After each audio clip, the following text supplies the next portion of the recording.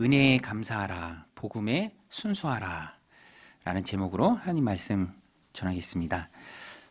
제 친구 목사님이 얼마 전에 이민 목회를 위해서 이제 뉴질랜드로 갔는데 큰 공동체가 아니에요.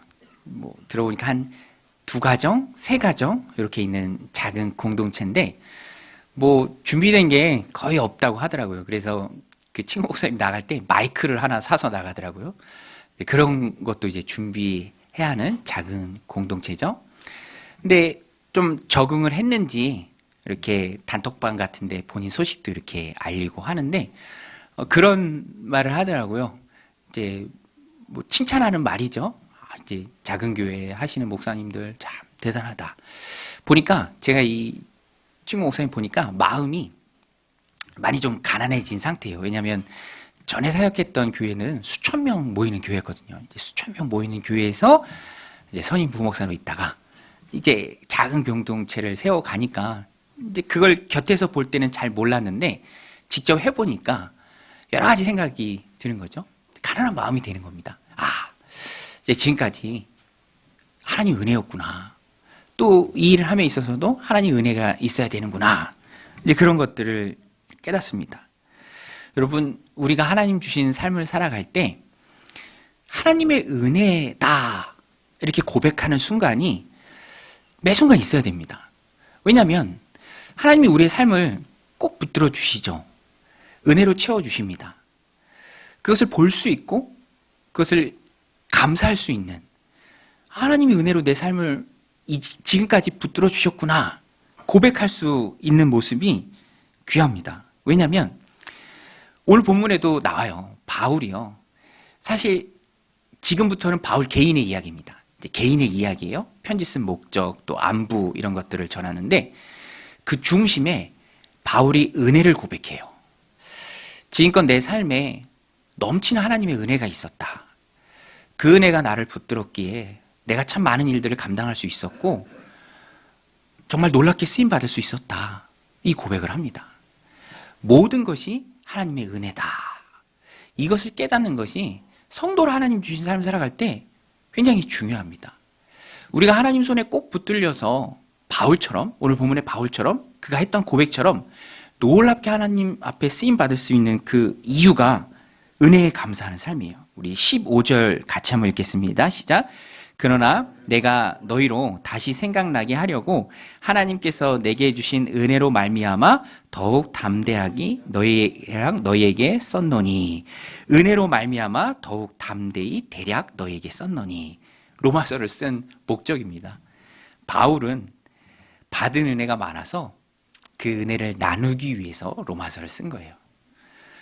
그리고 이 앞부분에 칭찬을 하죠. 너희가 다 아는 줄 내가 확신한다. 그런데 그 은혜를 생각나게 하려고 내가 받은 은혜를 조금 너희들에게 나눈다. 그 말이 로마서에 고스란히 담겨 있죠. 은혜입니다. 하나님 주신 은혜를 생각할 때 참 바울은 신약의 다윗과 같은 사람이에요. 여러분, 다윗 아시죠? 다윗은요, 사도행전에도 나오죠. 하나님 마음에 딱 든 사람이었습니다. 내가 이새의 아들 다윗을 만나니 내 마음에 합한 자라. 저를 통해서 내 일을 다 이루시리라. 다윗을 통해 하나님이 많은 일들을 이루셨습니다. 그리고 바울을 통해서도 참 많은 일들을 이루셨어요. 그것을 보면 신약의 다윗과 같은 인물이에요. 여러분, 바울이 성경책 13권을 썼습니다. 13권. 네. 별로 안 놀라시잖아요. 봐봐요. 13권 썼다니까요. 성경을, 하나님의 말씀을. 히브리서까지 포함하면 14권입니다. 수많은 곳에 교회를 세웠어요. 그리고 많은 동역자들을 세워줬습니다. 바울을 통해서 수많은 하나님의 백성들이 생겨났어요. 그러니까 참 놀랍죠. 신약의 다윗과 같은 인물이 바로 바울입니다. 바울이 어떻게 이렇게 쓰임받을 수 있었죠? 바울이 어떻게 이렇게 놀랍도록 쓰임받았습니까? 은혜에 감사하는 삶을 바울이 살았어요. 그리고 하나님은요, 은혜에 감사하는 인생을 기뻐하세요. 제가 예전에 읽었던 내용인데 책 읽기 혁명이라는 그 책에 짤막하게 소개된 이야기인데 이제 오래도록 제 가슴에 남습니다. 이 교수님이신데 야간 수업에 들어간 거예요. 근데 야간 수업은 저녁 시간이 없습니다. 그래서 학생들이 대부분 다 굶고 와요. 그래서 굶주린 학생들을 위해서 교수님이 간식을 이제 들고 간 거예요. 그걸 나눠주고 학생들이 기뻐하면서 또 교수님 사다 주셨으니까 얼마나 좋아요. 예, 열심히 좋아라 먹습니다. 그런데 이 앞에 앉았던 여학생 한 명이 교수님 나눠준 그 간식 그걸 이제 또 하나 교수님한테 드리는 거예요. 건네드리는 거예요. 그러면서 교수님도 하나 드세요 이렇게 하고 드린 거죠. 교수님도 하나 드세요. 근데 교수님이 그 말이 마음에 참 많이 남더래요. 그냥 일상적인 건데 교수님도 하나 드세요 하고 드린 그 마음이 교수님 벌써 밥도 먹었고 뭐 사실 간식도 교수님이 사간 어떻게 보면 교수님 거고 근데 그거를 그냥 다시 건네는 말이지만 그 마음이 참 귀하다라는 것이죠. 그러면서 책에 썼어요. 하나님의 기쁨이 이런 기쁨이 아니겠는가. 사랑하는 백성들한테 은혜를 베풀었을 때 그것을 당연한 것으로 여기지 않고 감사해야 하는 것. 은혜로 주신 환경, 은혜로 주신 직분, 은혜로 주신 자녀, 은혜로 주신 가정, 배우자, 내 삶의 모든 영역에서 그것을 하나님의 은혜로 알고 받고 또 그것을 하나님 앞에 감사하는 삶. 우리 부모도 그렇잖아요. 자녀들이 뭐 먹고 있으면 야 그거 줘봐라. 예, 그럴 때 저는 서운해요. 저희 자녀들은 예, 잘 줄 때도 물론 있지만 예, 안 주기도 해요. 그러면 제가 왜 저걸 안 주지? 예, 제 속으로 저걸 10개나 더 사줄 수 있는데 나는 왜 안 주지? 이런 마음이 들기도 하죠. 그러나 또 막 기쁘게 주고 그럴 때는 너무너무 고맙죠. 이게 다 하나님이 다 주시고 그러나 감사한 마음을 품을 때 하나님이 또 기뻐한다라는 거예요. 여러분 하나님이 기뻐하시면 그 인생을 쓰십니다. 하나님은 기뻐하심에 기쁨을 준 그 인생을 들어 쓰시죠. 여러분 하나님과 함께하는 삶, 하나님과 아주 가까운 삶, 그것이 축복된 삶입니다. 여러분 새학년 새학기에 이슈가 뭐냐면 단짝 친구예요. 단짝 친구. 예. 학년하고 상관없이 단짝 친구가 중요하죠. 그런데 영적으로 보면 하나님과 우리가 단짝이 되어야 돼요. 하나님과 단짝이 되는 인생을 살아야 합니다. 하나님의 기쁨이 되는 인생을 우리가 살아야죠. 오늘 본문에 보면 바울이 그러한 인생을 살았고 그 중심에 하나님께 쓰임받았던 그 중심에 비결이 있습니다. 그 첫 번째가 바로 은혜를 알고 감사하는 삶이에요. 은혜에 감사하는 삶. 은혜로 여기고 감사하는 삶. 우리 한번 따라서 해보겠습니다. 은혜에 감사하라. 여러분 은혜에 감사하는 삶을 살아가시길 바랍니다. 비결이에요. 감춰진 진주와 같은 보화입니다. 여러분 보세요. 하나님 내 삶에 은혜로 허락하신 직분, 은혜로 허락하신 사람들, 은혜로 허락하신 환경과 상황들, 그것을 감사하는 삶, 귀하게 여기는 삶, 은혜로 받는 삶. 우리들 찬양하잖아요. 당연한 것 아니라 은혜였소. 그 인생을 하나님이 기뻐하세요. 바울이 바로 그런 삶을 살았습니다. 16절에 보면 은혜에 대해서 쭉 바울이 설명하는데요. 같이 읽겠습니다.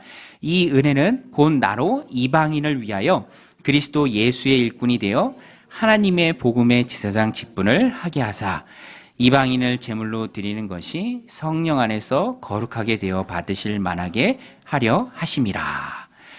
일꾼이라고 바울이 자신을 소개하는데 일꾼이라는 말이 레이투르곤인데 이게 특별히 구별된 하나님의 사람에게 쓰는 말이에요. 바울은 그런 자의식이 있었습니다. 나는 특별히 구별되어 하나님 앞에 쓰임받는 자다.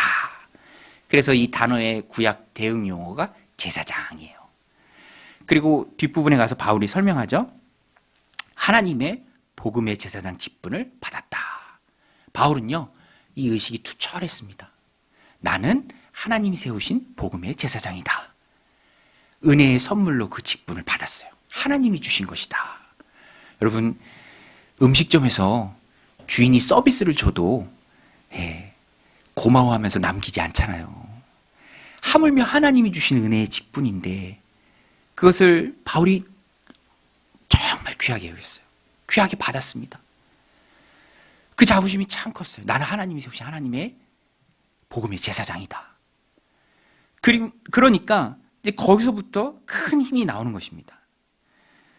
여러분, 감사하는 마음이 이것이 하나님이 내게 허락하신 것이다 라는 그 감사하는 마음이 확장이 됩니다.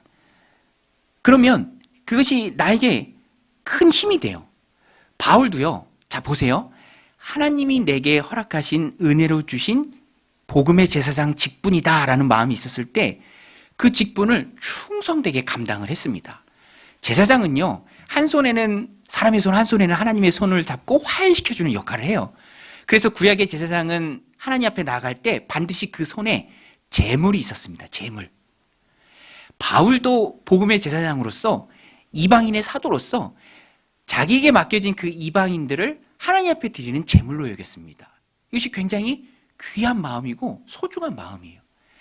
하나님이 주신 직분이다라고 했을 때 맡겨진 일에 충성되게 임하고 실제로 많은 열매를 얻고 하나님 손에 붙들려서 일평생 귀하게 쓰임받고 그 비결이 은혜를 은혜로 받은 거예요. 은혜를 은혜로 여긴 것입니다. 당연한 것이 아니라 하나님이 특별히 나에게 허락해 주신 귀한 은혜다. 소중히 여기는 그 마음이 바울에게 있었어요. 그래서 바울이 일평생 귀하게 쓰임받은 것입니다. 여러분, 오늘 우리가 은혜에 감사하는 삶을 살아야 하는 이유예요. 저도 지난주에 특별히 하나님 앞에 하나님 참 은혜다라고 생각하고 감사했던 게 저희 막내가 드디어 초등학교에 입학을 했습니다. 미취학 시기를 다 끝내고 초등학교에 입학을 했어요. 입학하기 전에 좀 떨렸나 봐요. 이제 당일날 좀 일찍 일어났길래 야, 너 오늘 입학이신데 마음이 어떠니? 그러니까 고생이죠 뭐 아빠 이렇게 얘기하더라고요. 어른들한테 좀 들은 거예요. 이제 막 고생길 열린다 막 그러니까 고생이죠 뭐. 근데 저도 마음이 좀 새롭더라고요. 저도 이제 둘째랑 5년 정도 터울이 되니까 저는 이번에는 좀 가고 싶더라고요. 그래서 운동장까지 좀 갔어요. 가서 또 아빠의 적당한 무관심이 중요하잖아요. 운동장까지만 가서 그래 잘하고 와 하면서 이렇게 저는 다시 왔는데 아내가 이제 교실까지 따라 들어가서 찍은 사진을 저한테 보여줬어요. 이제 카톡으로 이렇게 받아서 보는데 제 칼럼에도 썼는데 웃음이 나오더라고요. 애가 잔뜩 얼어 있는 거예요. 그 쾌활하고 유쾌한 아이가 잔뜩 얼어서 바짝 긴장하고 있더라고요. 근데 저는 그 모습을 보면서도 감사했던 게 긴장하고 있고 또 바짝 얼어 있지만 이제 1학년을 시작하면서 그 긴장은 풀어질 터이고 학교가 세상에 있는 아이들에게 하나님이 함께 하시며 그 학창생활을 시작할 것이고 이제 그런 것에 대한 기대감 때문에 저는 마음이 감사하고 또 그런 기대감 또 바짝 얼어있는 아이의 얼굴을 보게 하신 하나님 그 은혜에 참 감사했어요. 은혜를 은혜로 볼 수 있고 감사하는 그 마음을 하나님 주시니까 더 또 열심히 주님 일 감당하려는 그런 데까지 확장이 되는 것을 우리가 느낍니다. 저는 또 감사한 게요. 이제 아이들이 책상에 뭐 20, 30명 이렇게 앉아 있는데 책상마다 선물 꾸러미가 이렇게 막 있는 거예요. 보따리채로 아이들 책상에 있는 거예요. 저 보니까 그게 다 학용품이더라고요. 와, 요새는 학용품을요, 보따리로 그냥 아이들한테 안겨주더라고요.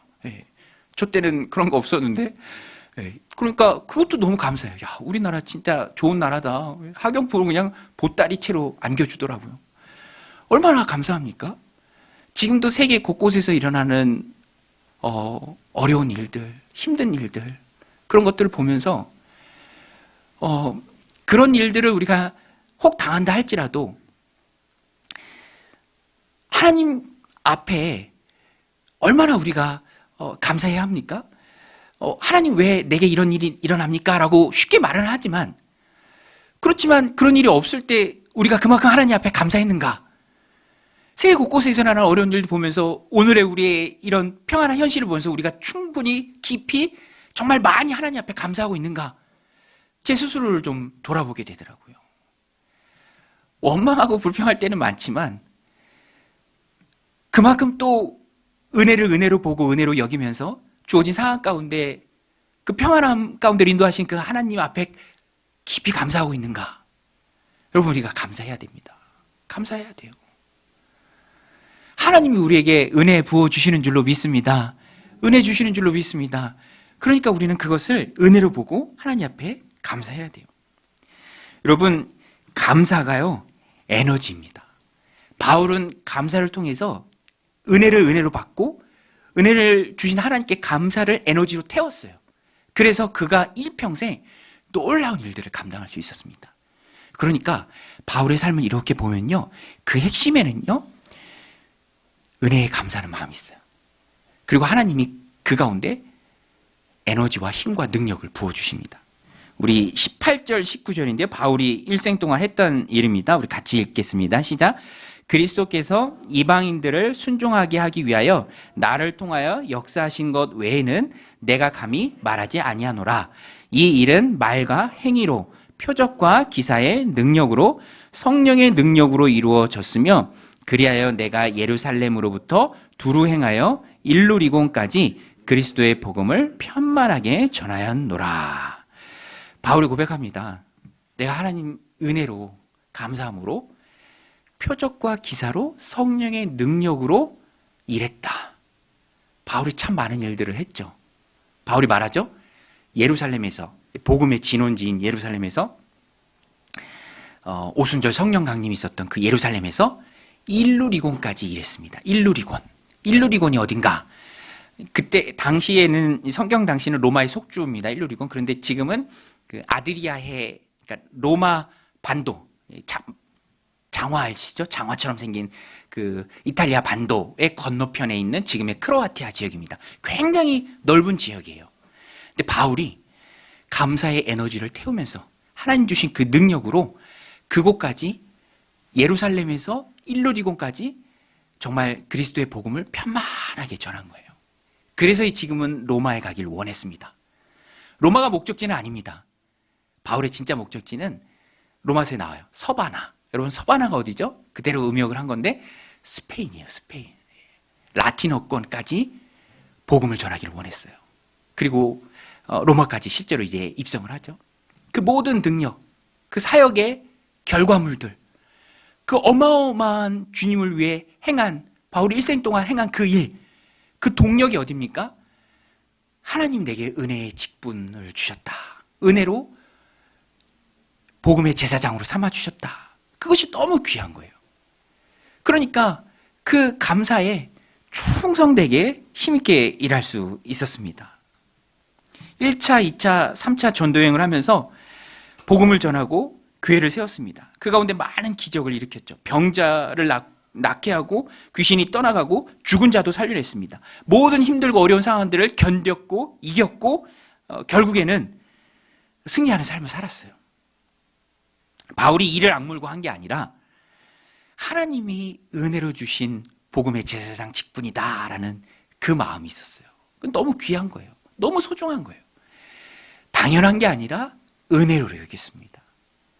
그러니까 감사의 에너지를 태우면서 일평생 쓰임받고 놀랍게 일할 수 있었죠. 여러분, 하나님 주신 인생을 살면서 하나님 손에 꼭 붙들리기를 원하십니까?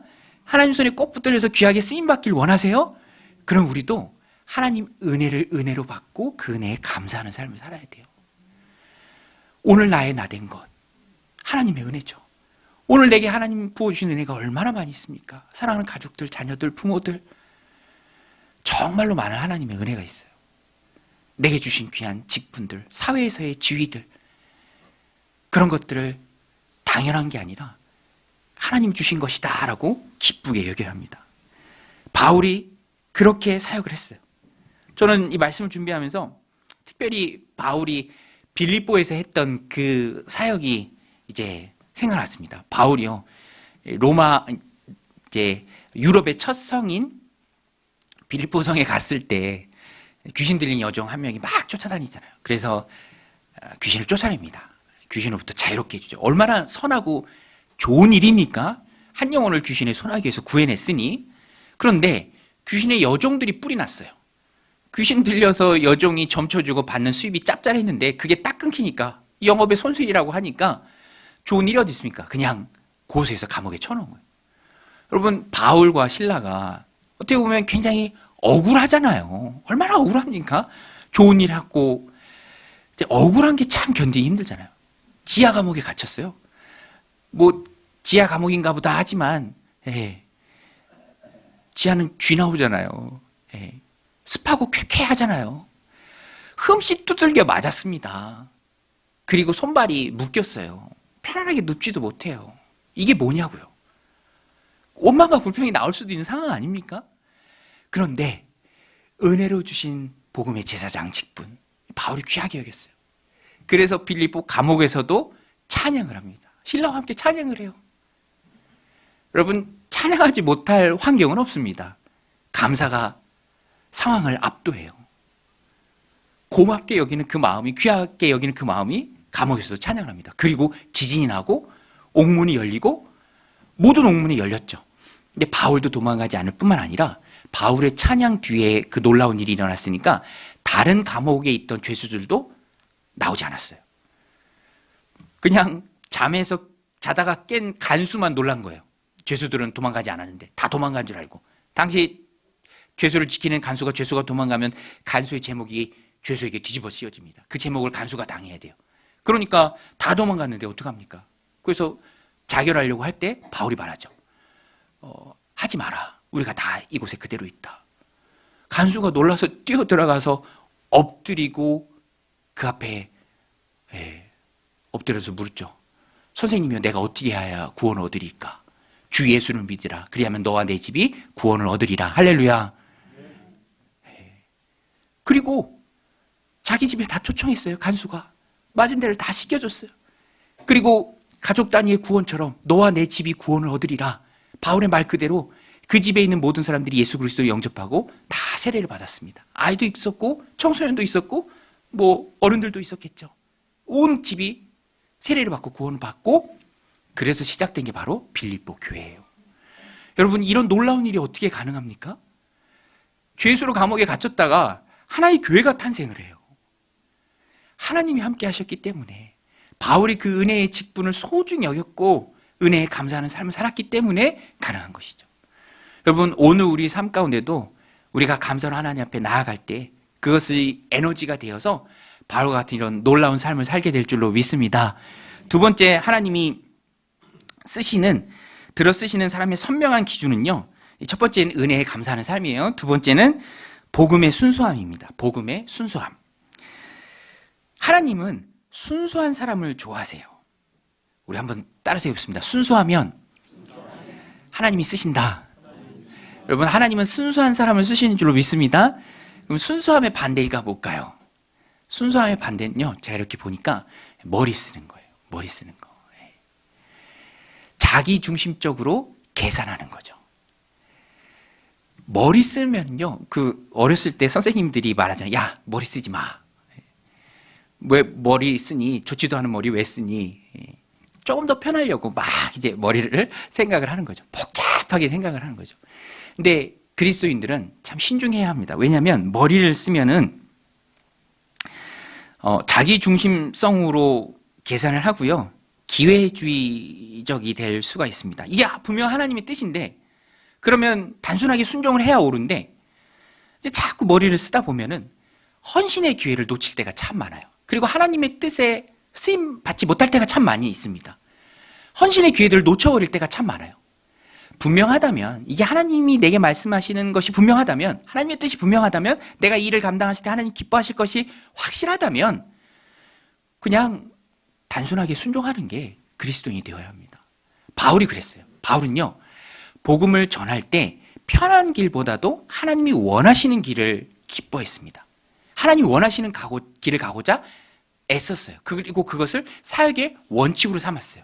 오늘 본문에 나오는데 그게 뭐냐면, 되도록 그리스도를 모르는 지역에 가서 복음 전하기를 원했습니다. 바울은 복음 전하는 것을 건축에 비유하는데요, 남의 터 위에 건축하지 않을 것이다. 이미 예수님을 믿는 사람들이 있는 곳, 복음이 전해진 곳, 바울 아닌 다른 누군가를 통해서 예수 믿는 사람이 있는 곳은 사역의 1차적인 대상지로 삼지 않았습니다. 믿지 않는 사람들, 복음이 전해지지 않은 그곳, 이게 바울의 순수한 마음이에요. 왜 그런가? 예수님의 가르침에 충실하고자 하는 마음입니다. 예수님은 땅끝까지 이르러 너희가 내 증인이 되라 라고 말씀하셨죠. 예루살렘과 온 유대와 사마리아와 땅끝까지 이르러. 그러니까 되도록 예수님의 이 말씀에 충실하고자 애썼어요. 땅끝까지, 당시의 땅끝이 바로 스페인이죠. 그곳까지 가기를 원했습니다. 예루살렘에서 일루리곤까지 충만히 전했다라는 게 바울의 평가예요. 이제 더 이상 전할 곳은 없다. 더 예수님을 들어보지 못한 그 지역으로 나는 예수님 가르침에 충성해서 순수하게 그 가르침에 따라야 한다. 이 원칙이 있었어요.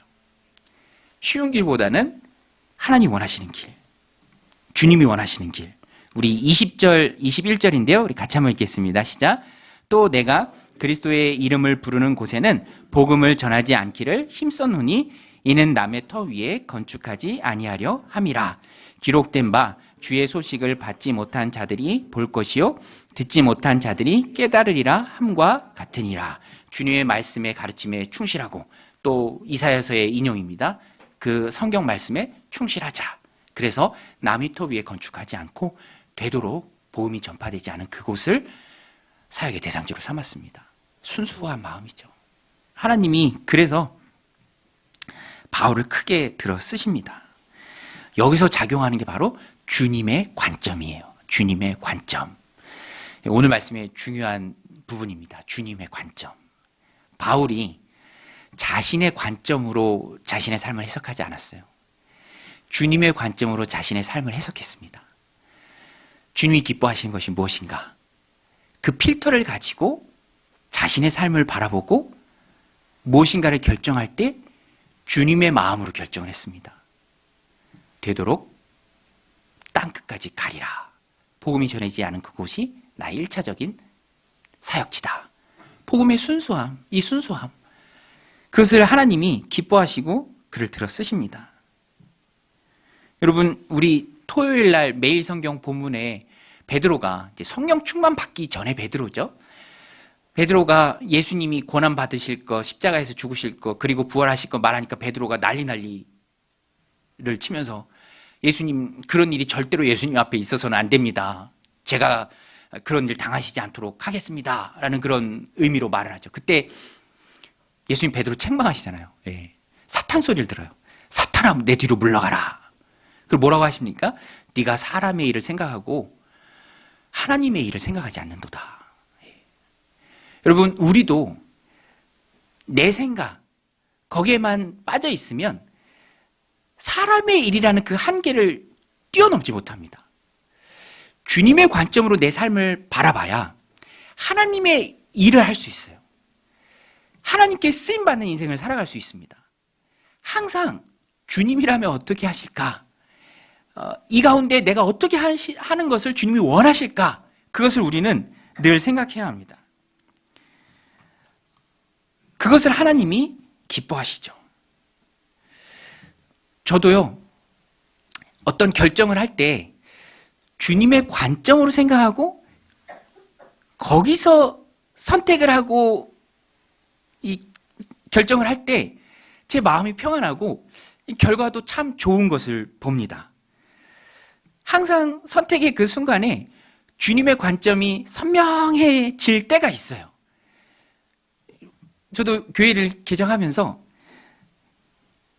이런 마음이 있었습니다. 조금 벅찰지라도 내가 이 부분에, 개척이라는 이 부분을 내가 감당한다면 또 다른 부분은 또 다른 어떤 사역자들이 감당해 주니 하나님 편에서 볼 때는 그게 하나님에게 이득이 아닐까. 근데 그런 마음이 드니까 참 선택을 하기 쉽고, 또 선택했을 때 후회도 없고 결과도 좋고.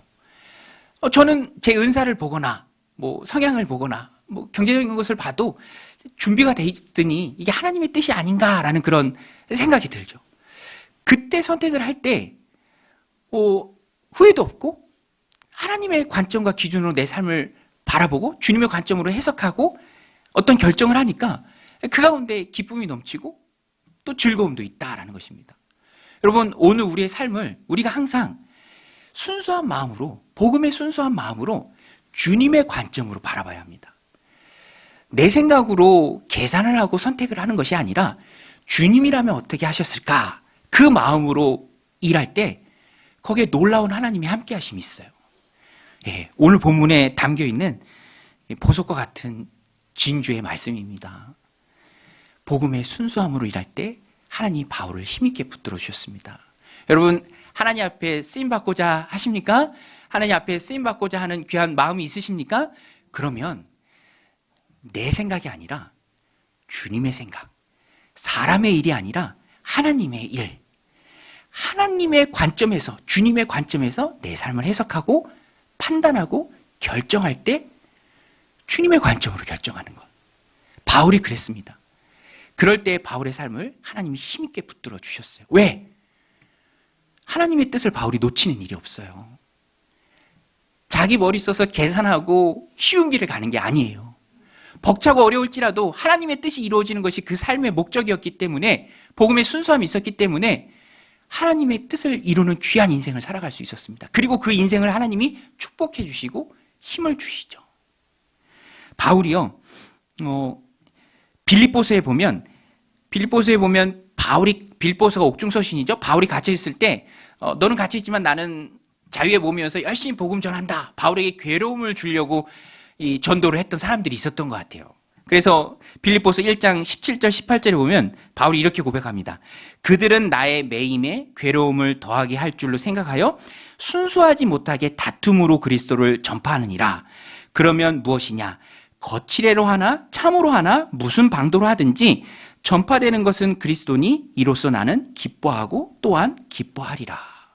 여러분, 이게 바울의 마음입니다. 바울 마음 안에 있는 이 기쁨이 누구의 기쁨입니까? 하나님의 기쁨이에요. 바울은 하나님의 기쁨을 가장 우선순위에 두었습니다. 그러니까 거칠애로 하나, 괴로움을 더하려고 하나, 어떤 방도로 하나, 어찌됐든 전파되는 것은 그리스도니 바울에겐 기쁨이 있었죠. 오늘 우리의 삶도 마찬가지입니다. 하나님이 기뻐하시는 그 일이 있어요. 믿음은 순종이죠. 계산해서, 확실해서, 할만해서 하는 순종이 아니라 불확실할지라도, 아직 보이지 않을지라도 믿고 가는 신뢰가 순종입니다. 하나님은 그 인생을 기뻐하세요. 쉬운 길이 아니라, 인간적인 길이 아니라 하나님이 원하시는 그 길, 하나님이 기뻐하시는 그 길. 네가 나를 위해 이 일을 좀 감당해 줬으면 좋겠다. 네가 나를 위해 이런 결단을 좀 내려줬으면 좋겠다 라고 주님 말씀하셨을 때 그것이 분명하다면 결단하고 복음의 순수함으로 계산하지 않고 따라가는 그 인생을 하나님이 기뻐하십니다. 여러분, 오래 믿으면은요, 오래 믿으면 신기하게도 굳어지는 생각들이 있어요. 뭔가 좀 굳어져요. 재미없어집니다. 정형화돼요. 그런데 하나님 기뻐하시는 사람은 오래 믿어도 그 마음에 순수함이 있어요. 복음에 순수함이 있습니다. 저는 그런 분들을 만나면 너무 기뻐요. 야, 이분이 이렇게 오래 믿었는데도 아직도 하나님의 기쁨을 추구하는 복음의 순수함이 이 안에 있구나. 저도 기쁜데 하나님 얼마나 기뻐하겠습니까? 오늘 우리가 아무리 오래 믿어도 복음의 순수함만을 잊지 말아야 합니다. 그저 하나님이 원하시는 길이라면 확실하지 않더라도, 불안하더라도 믿고 그 길을 걸어가는 것. 쉬운 길이 아니요, 주님이 기뻐하시는 그 길을 걷는 것. 하나님은 그 사람들을 통해서 일하십니다. 내 생각에서 나온 사람의 일이 아니라 주님의 관점으로 바라본 그 하나님의 일들이 이뤄내시는 믿음의 종들이 다 되시기를 주님의 이름으로 간절히 축원드립니다.